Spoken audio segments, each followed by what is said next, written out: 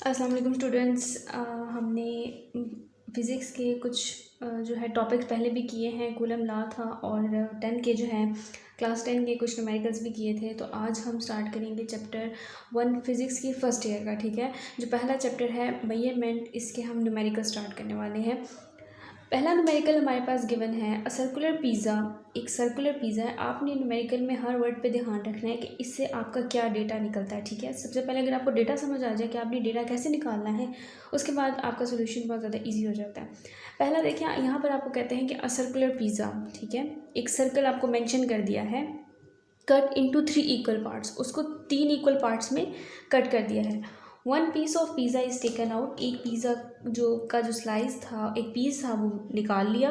Estimate the degree of a single piece of pizza, हमने क्या करना है, उस सिंगल पीस का जो एंगल है, डिग्री है, वो मैयर करना है।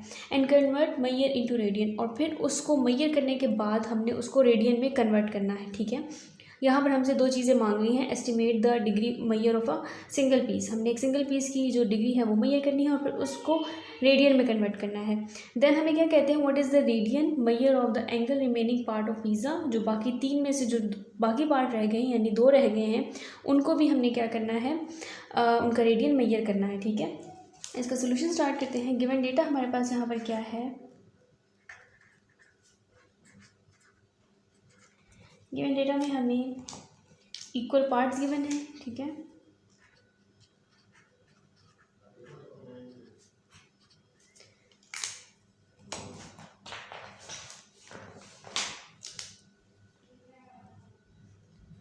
Equal parts of circular pizza. ठीक है, कितने हैं हमारे पास, 3। ठीक है, देन हमें क्या गिवन है, कंप्लीट सर्कुलर पिज़्ज़ा। ठीक है, तो हमारे पास एक कंप्लीट सर्कल है।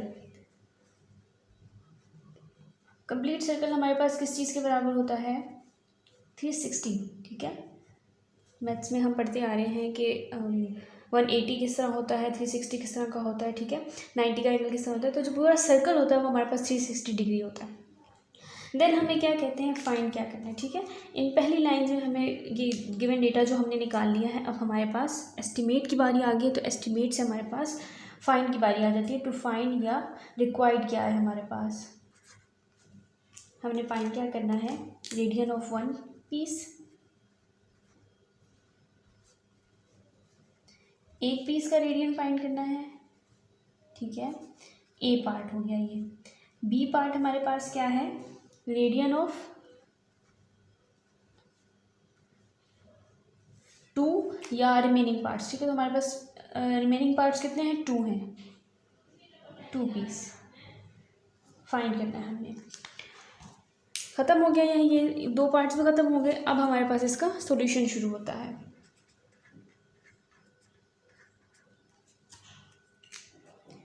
हमारे पास सर्कुलर पिज़्ज़ा कितना है, कंप्लीट सर्कल कितना है,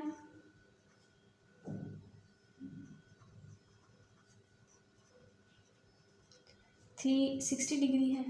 ठीक है, फिर हमारे पास 3 इक्वल पार्ट्स हैं। उस पिज़्ज़ा में हमने 3 इक्वल पार्ट्स लिए हैं।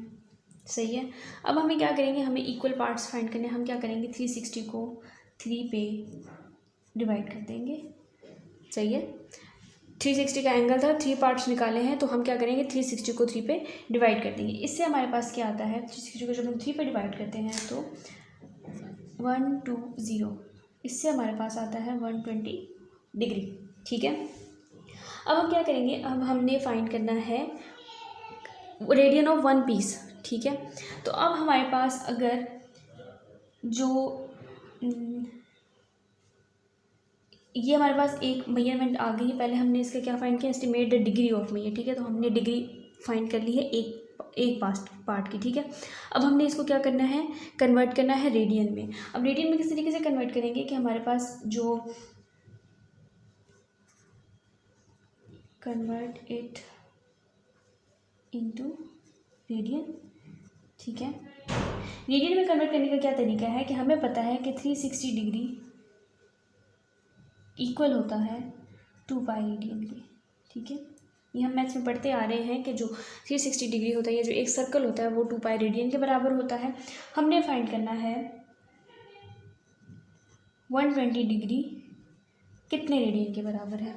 ठीक है, एक्स लिख दिया हमने, क्रॉस मल्टीप्लिकेशन कर देंगे।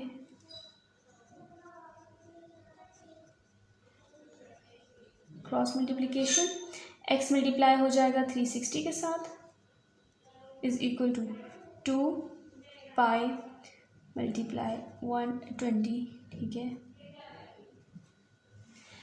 360 एक्स आ जाएगा और यहाँ से हमारे पास आ जाएगा, इसको हम करें 2 इंटू 3.14, पाई की वैल्यू हमारे पास होती है 22/7 या 3.14। ठीक है, 120 360 इज इक्वल टू, इन सब को हम मल्टीप्लाई करें तो हमारे पास आता है 753.9।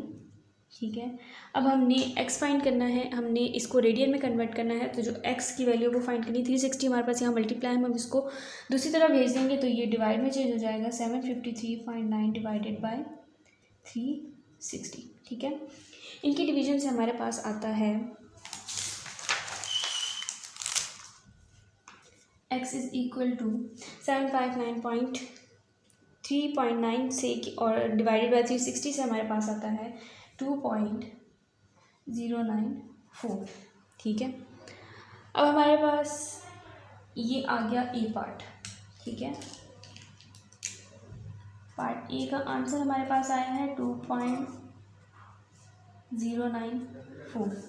नाउ अब हमने बी पार्ट में फाइंड करना है। बी पार्ट में हमें कहते हैं रिमेनिंग 2 पार्ट को हम उसका पहले मेजर करें और फिर उसको रेडियन में कन्वर्ट करें। तो ये सबसे सिंपल है। ठीक है, remaining of 2 pieces is equal to, तो वहाँ पर अगर एक पार्ट 120 के इक्वल था तो अगर हम इसको यूँ कर दें 2 मल्टीप्लाई 120, एक पार्ट अगर हमारे पास 120 के इक्वल है, सॉरी। ठीक है, तो ये हमारे पास किसके बराबर होगा, 240 के। ठीक है, 2 को सिंपल 120 से मल्टीप्लाई कर देंगे, हमारे पास 240 आ जाएगा। इसी तरीके से जिस तरीके से हमने इसको रेडियन में कन्वर्ट किया, इसको भी रेडियन में कन्वर्ट करेंगे। हमें पता है कि now convert it into radian. ठीक है, तो अगर एक जो 360 है, ठीक है, वो इक्वल है 2 पाई रेडियन के, तो 240 डिग्री कितने के इक्वल होगा। ठीक है, cross multiplication 360x is equal to 2 3.14 240। ठीक है, इनकी मल्टीप्लिकेशन से हमारे पास आ जाएगा 1507.2, x is equal to 1507.2 divided by 360 degree. ठीक है, ये आ गया हमारे पास। अब हम क्या करेंगे, इनको सिंपल डिवाइड कर देंगे। x इज इक्वल टू 4.186 और अगर राउंड ऑफ कर दें तो हमारे पास आता है 4.19 रेडियन। ठीक है, यहाँ भी रेडियन लिख दें और बी पार्ट का जो आंसर है x is equal to 4.19 radian. ये हमारे पास फर्स्ट न्यूमेरिकल का आंसर है। अब हम करते हैं क्वेश्चन नंबर 2।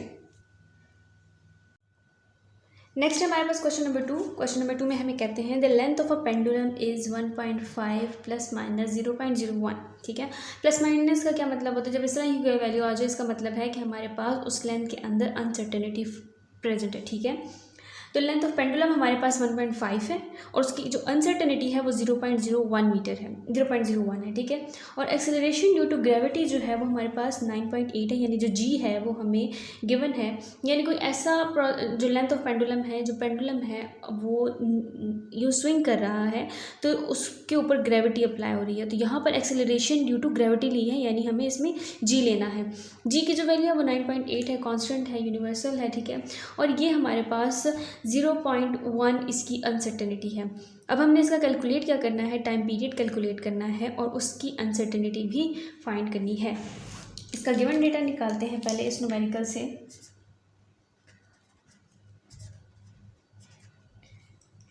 गिवन डेटा हमारे पास क्या है, सबसे पहले लेंथ गिवन है हमें,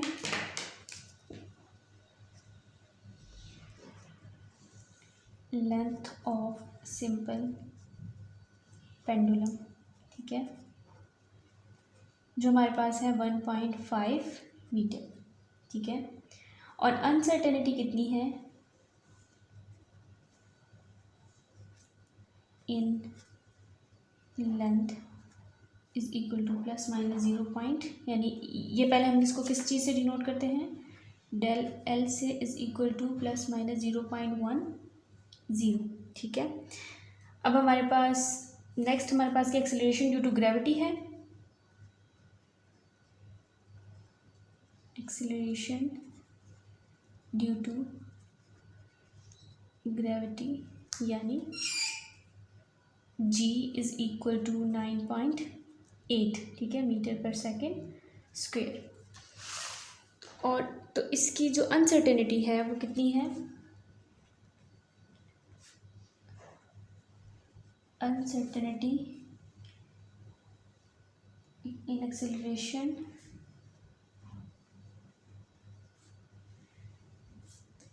ड्यू टू ग्रेविटी, ठीक है, यानी डेल जी हमारे पास कितना है 0.1 मीटर पर सेकेंड स्क्वायर। अब हमने पहली दो लाइन हो गई है, ठीक है, क्वेश्चन में से। अब हमने कैलकुलेट की तरफ आना, तो इसका मतलब है कि रिक्वायर्ड डे टू फाइंड हमने क्या करना है,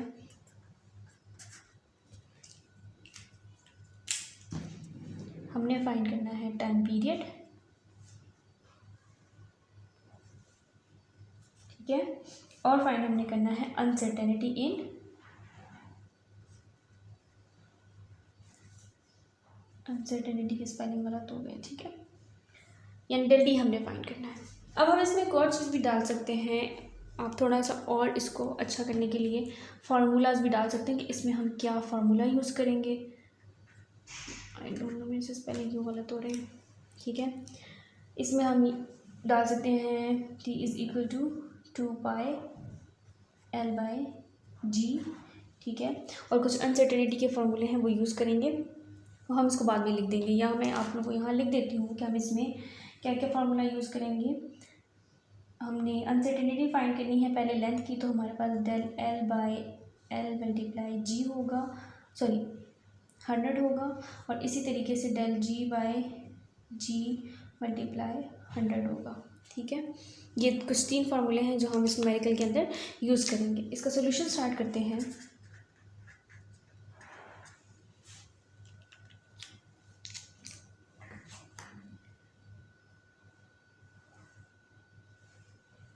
ओके, सोल्यूशन हमने क्या करना है, पहले हम टाइम फाइंड करते हैं, ठीक है। t is equal to 2 l by g, सही है। t फाइंड करना है, t is equal to 3.14, l हमारे पास क्या है, l 1.5 था और g हमारे पास 9.8 है। इसको सॉल्व करेंगे तो इससे हमारे पास आता है 2.46 सेकेंड्स, ठीक है।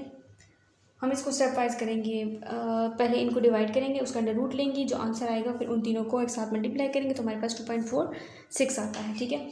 अब हम क्या करेंगे, हमने फाइंड करना है अनसर्टेनिटी टाइम की, लेकिन उससे पहले अनसर्टेनिटी हमें फाइंड करनी पड़ेगी लेंथ की और ग्रेविटी की।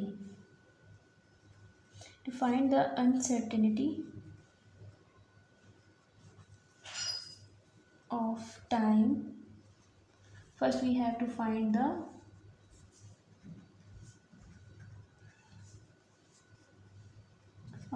uncertainty of length,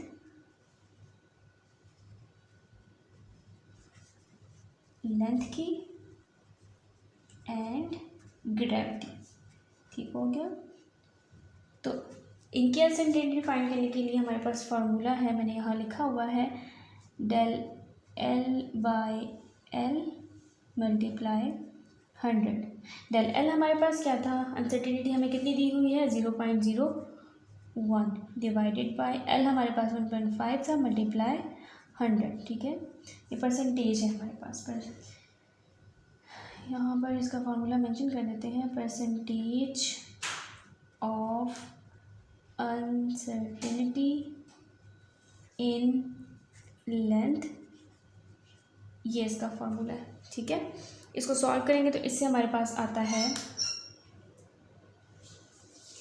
0.667%। ठीक है, अब हम फाइंड करते हैं परसेंटेज ऑफ अनसर्टेनिटी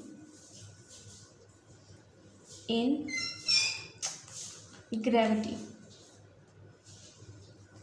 जो इक्वल है हमारे पास del g/g मल्टीप्लाई 100। ठीक है, वैल्यू पुट करते हैं इसकी। del g हमारे पास है 0.1 और g हमारे पास है 9.8 मल्टीप्लाई 100। ठीक है, इससे हमारे पास आ जाएगा, वैसे हमारे पास आता है 1.020 और इसको हम 1 भी कंसिडर कर सकते हैं। ठीक है, अब इससे हम क्या फाइंड करेंगे, अनसर्टेनिटी ऑफ टाइम। ठीक है,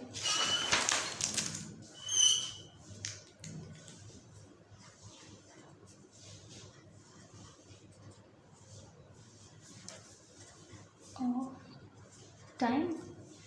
अब हमारे पास फॉर्मूला क्या था, t is equal to 2π/L/g √L/g। ठीक है, यहाँ क्या होगा हमारे पास कि हम अनसर्टेनिटी का रूल फॉलो करेंगे। ठीक है, अनसर्टेनिटी का रूल ये होता है कि देखिए, मैं यहाँ फार्मूला लिखती हूँ कि t is equal to 2π√L/g।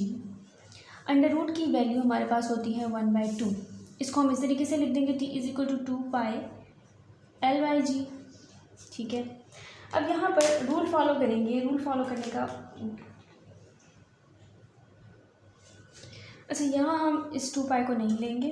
ठीक है, हम सिर्फ L/g लेंगे। हम अनसर्टेनिटी फाइंड कर रहे हैं, अंडर रूट की वैल्यू हम पुट कर देंगे 1/2।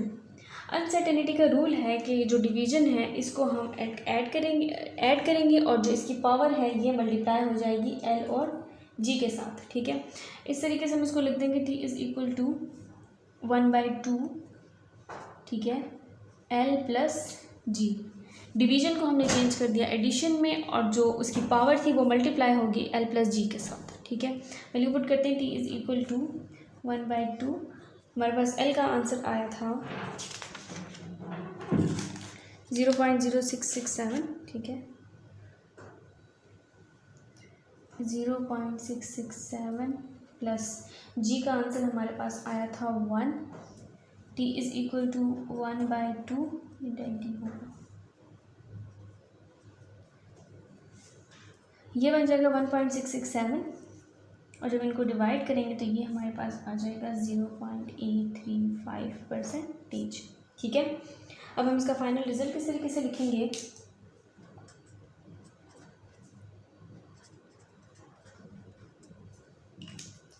कि टाइम और टाइम के अंदर जो अनसर्टेनिटी है वो कितनी है, t हमारे पास आया। अगर हम इस 2.46 को राउंड ऑफ करते हैं इसको, ठीक है, तो ये हमारे पास बनता है 2.5। तो हम इसको यहाँ लिख देंगे 2.5 प्लस माइनस हमारे पास डेल पी कितना आया है 0.8 लिख देंगे इसको। ठीक है, ये हमारे पास है टाइम और अनसर्टेनिटी इन टाइम।